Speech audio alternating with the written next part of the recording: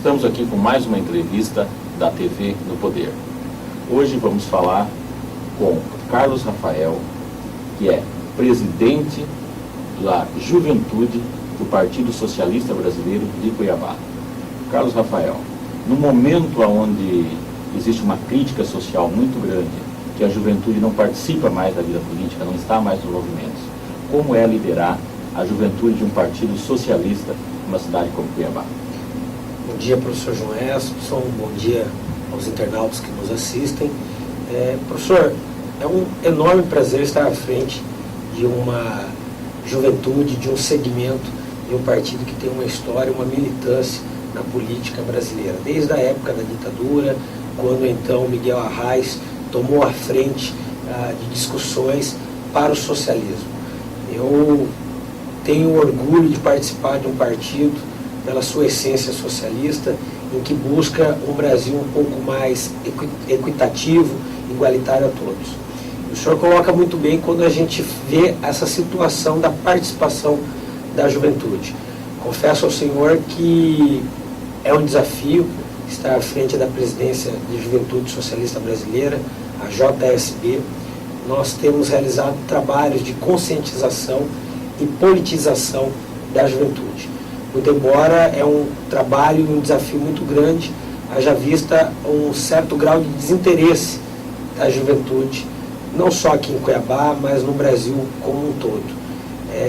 Com muita propriedade que eu falo isso, estou filiado ao PSB há 7 anos, meu primeiro e único partido, e desses 7 anos nós temos conquistado algumas vitórias, quando a gente consegue filiar jovens recém-completados 18 anos, para então participarem e militarem à frente do movimento de juventude, à frente do movimento estudantil.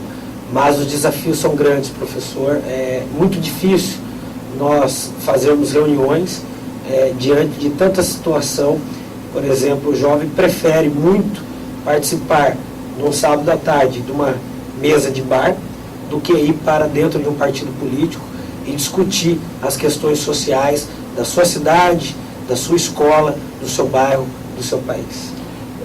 Hoje, o grupo de militantes, eles são oriundos da onde? Porque se nós voltarmos no processo histórico do Brasil, principalmente do Brasil durante o período da ditadura militar e logo pós-ditadura militar, nos primeiros anos, todo movimento partidário estudantil, ele vinha das universidades. Hoje, o grosso do participante ainda tem ligação com a universidade ou ele já está pulverizado na sociedade? De certa forma, a universidade continua ainda, mesmo que num pouco grau de influência, mas continua sendo ainda essa grande criação de líderes, essa grande formação humana e social, né? Hoje, as universidades, em certa forma, as federais em si, são as grandes formadoras de opiniões, né? Hoje, com a proliferação de instituições privadas, se perdeu muito essa identidade do jovem, do universitário, com a realidade política brasileira. Então, são nas universidades federais em que nós encontramos essas pessoas com um certo grau de comprometimento com o movimento estudantil, ligados a centros acadêmicos, a diretórios acadêmicos dentro da sua universidade. Hoje, professor, o senhor colocou muito claro, nós temos uma pulverização.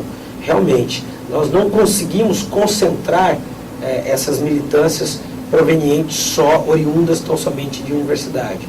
Hoje nós temos outros segmentos de mobilidade urbana, no sentido de...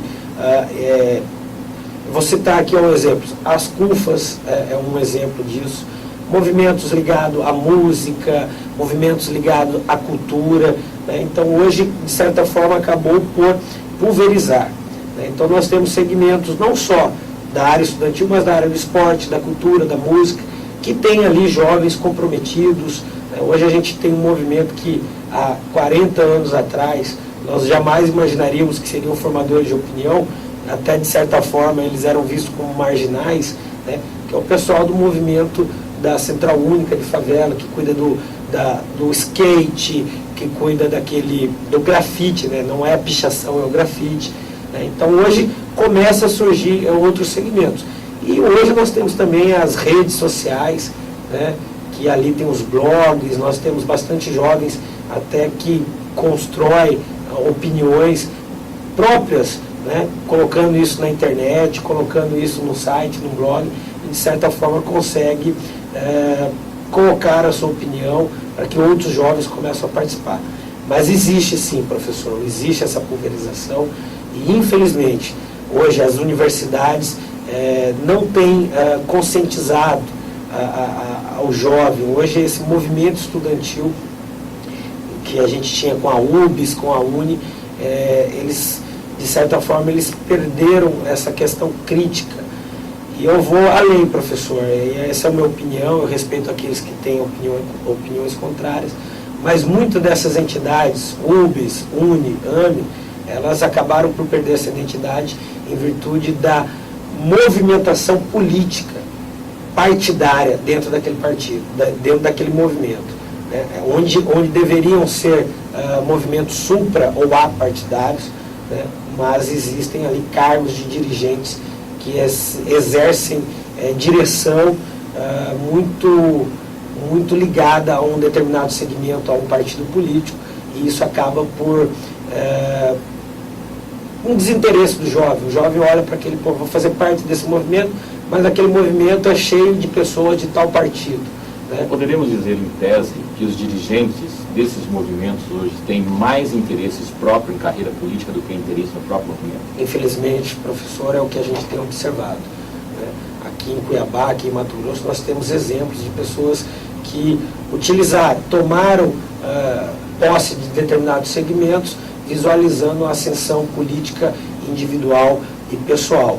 E vou até mais além, houve um certo mapeamento aqui dentro dessas instituições, seja a AME, seja a UBS, aqui em Mato Grosso e no Brasil como um todo, porque partidos políticos vêm com interesses secundários nesses movimentos para fazer aquela grande máxima, que é tornar o jovem massa de manobra. E isso nós não vamos ser, isso nós não seremos, desde que os jovens tenham consciência da importância da sua participação política. Nós estamos aqui em duas gerações diferentes, né? Em relação ao meu tempo, minha idade no movimento estudantil, e o tempo e a diferença e a idade do Carlos Rafael, bem mais jovem do que eu. Eu tenho uma tese nessa relação da passagem, queria discutir com você, que o sistema de comunicação e o sistema eletrônico que facilita a vida de tantas pessoas, ela tira do movimento estudantil, do movimento de massa, não só o jovem, atinge todo mundo, mas principalmente o jovem. Se nós voltarmos no tempo, e aqui eu estou falando, e sem nenhum saudosismo, estou falando do movimento estudantil do período ditatorial, do pós-ditadura. Então, estou voltando aos anos 60, 70 e anos 80, até o início dos anos 90. A forma de comunicação que nós tínhamos, ela era também corporal. Eu tinha que sair de um local e encontrar com as pessoas. O telefone fixo era muito caro. Hoje nós temos o celular, as redes sociais, a comunicação ficou muito barata. As pessoas não encontram mais. Vocês jovens dessa geração entende que isso é um fator real que dificulta, porque antes nós nos encontrávamos nas festas, no partido político e na igreja. Fora isso, éramos solitários. Hoje existe uma solidão física, mas não uma solidão de comunicação. E política se faz com massa, se faz com calor. Essa é a mesma interpretação do jovem de hoje. Professor, a leitura é excelente, né? Hoje, com essa tecnologia, com esse avanço, existem as ferramentas e, de certa forma, perdeu-se o contato, o corpo a corpo, que para a política isso é uma perca muito grande. A política, o senhor colocou muito bem. É o contato, é o corpo a corpo, é o dia a dia. Tem que ter febre, né? Tem que ter, você tem que sentir qual é a opinião, o olho no olho, tete a tete, isso faz com que você tenha mais confiança e possa ter uma prosperidade nas discussões. Mas essas ferramentas, professor, de certa forma, ela pode ser usada tanto para o lado positivo quanto o lado negativo. O lado negativo é este, que a gente acaba por não ter encontros pessoais. Mas, por outro lado, hoje, por exemplo, você utiliza uma rede social para colocar uma opinião sua, em menos de 1 minuto ela já se propagou, você já conseguiu atingir um número grande de universitários, um número grande de jovens. Nós temos que saber usar essas ferramentas sociais. Hoje, esse processo eleitoral que nós estamos passando agora, aqui em 2002, já consegue se observar isso, a importância das redes sociais para a formação política, para a formação consciente de um voto cidadão. Nós temos usado isso de maneira positiva e eu acredito, isso é uma tendência, não tem como fugir. Hoje o candidato que não tiver uma assessoria, por exemplo, num Twitter, num Facebook, ele não consegue atingir o seu grande objetivo, que é colocar o que ele está fazendo, quais são os seus passos naquele dia a dia, quais foram as suas opiniões. Em contrapartida, as pessoas acabam por não ter encontros, não ter esse contato pessoal. Acredito, professor, que nós temos que buscar aí um meio termo diante disso tudo, né? Lá na JSB, qual a gente faz parte, nós temos um grupo de militantes muito forte. Inclusive, nós temos um candidato a vereador que saiu lá da juventude, né? Se o senhor permitir, eu posso falar o nome dele? Pode. Só não pode falar o número, né? Isso. É o Alex Pucinelli. A gente trabalha muito isso, né? Ele é um jovem militante nosso, se lançou candidato, é um empresário, e a gente usa muito as redes sociais. Então, inclusive, embora não tenha o corpo a corpo, porque hoje cada um está lá no seu dia a dia, no corre-corre, o senhor falou muito bem, hoje por um telefone a gente consegue comunicar, né? Então a gente usa, inclusive, os fóruns de debate para fazer essas reuniões. Mas eu acredito, sim, que é importante o corpo a corpo, e isso faz com que o calor da vontade tenha que atingir esses objetivos. Então é importante, o olho no olho, essa discussão, muito embora hoje a gente consegue reunir virtualmente e, de certa forma, também colocar nossas opiniões e atingir os objetivos, mas não podemos ficar só ligado às redes sociais. Tem que ter o tete-a-tete, tem que ter o corpo a corpo. Uma outra questão que é colocada como problema hoje para o ingresso do jovem na política é a questão dos partidos políticos. Primeiro, temos muitos partidos políticos e muitos interesses que vai além da política do partido. A maioria dos partidos, com raras exceções, eles são cacicados, ou seja, como ele gera lucro, tanto dividendos financeiros, não oficial, mas extraoficial, gera, a gente sabe que isso ocorre, gera poder e acesso.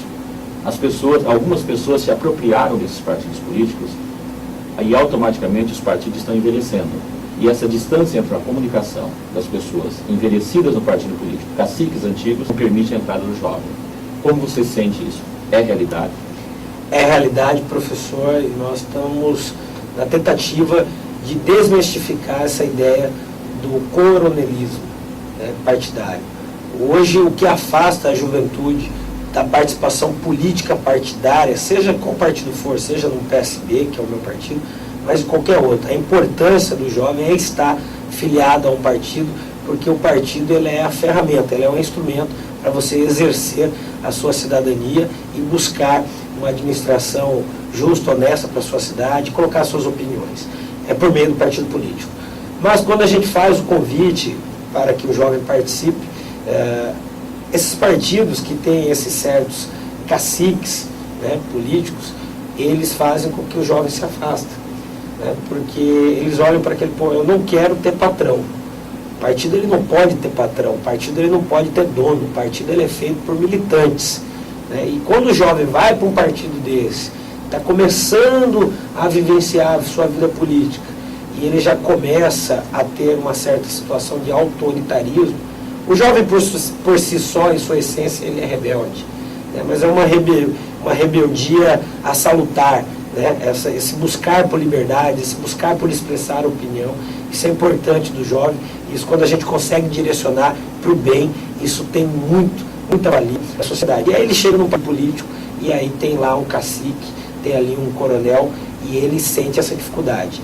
Nós estamos buscando isso, eu dentro do meu trabalho de formiguinha ali na Juventude Socialista Brasileira, a mostrar que um partido não pode ter cacique.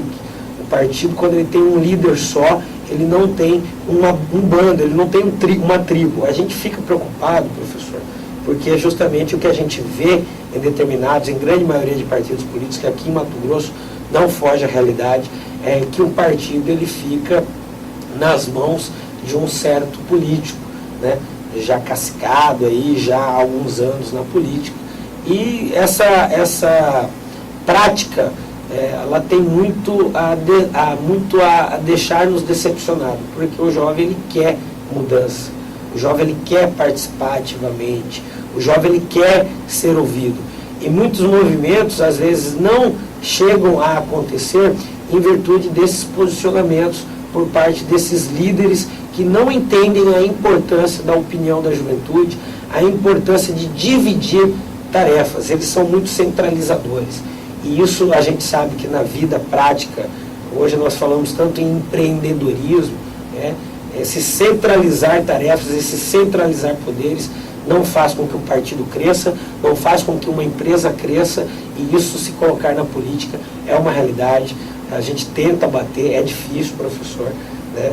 A gente vê isso, encontra dificuldades dentro do partido político. Eu tenho um trânsito muito bom com os outros colegas, com as outras juventudes de outros partidos, sejam eles de esquerda, centro-esquerda ou direita, e a gente tem observado isso, né? Então eles querem fazer determinado movimento, mas determinado político são cortados. Não entende, mas o que a juventude quer fazer isso? Eles não entendem a importância, o jovem ele precisa participar. Então eu acredito que quanto mais jovens participarem da política, quanto mais jovens ingressarem em partidos políticos, né, nós vamos começar a mudar esse quadro. Então, para finalizar, Carlos Rafael, imagina o jovem vai nos acessar. O que você falaria agora, neste momento, para o jovem que ainda não ingressou em nenhum partido político? Se ele vir para o partido político, vai ter o quê? Porque esse jovem que nunca participou da política, a pergunta dele é o seguinte: tá, eu vou me filiar num partido, e vou fazer o quê lá?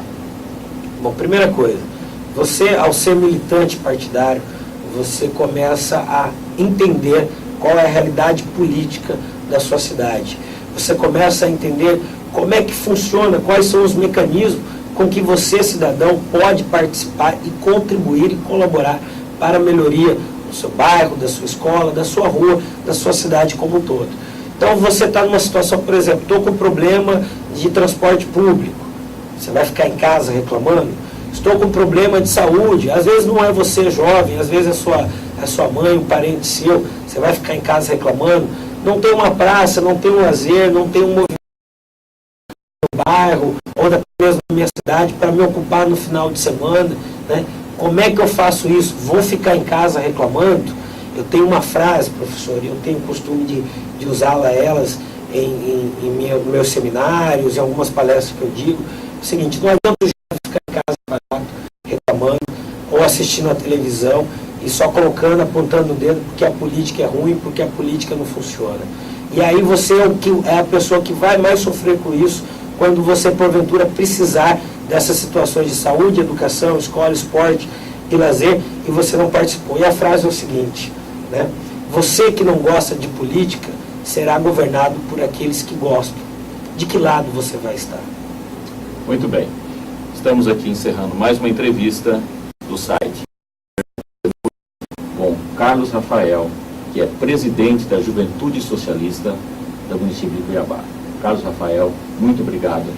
Sucesso. Eu que agradeço, professor João Elcio, obrigado pela oportunidade. Convido você, jovem, a se filiar à JSB, ao Partido Socialista Brasileiro. Se não se identificar com o PSB, filie a um partido político. O Brasil precisa de você, o Brasil precisa da mudança.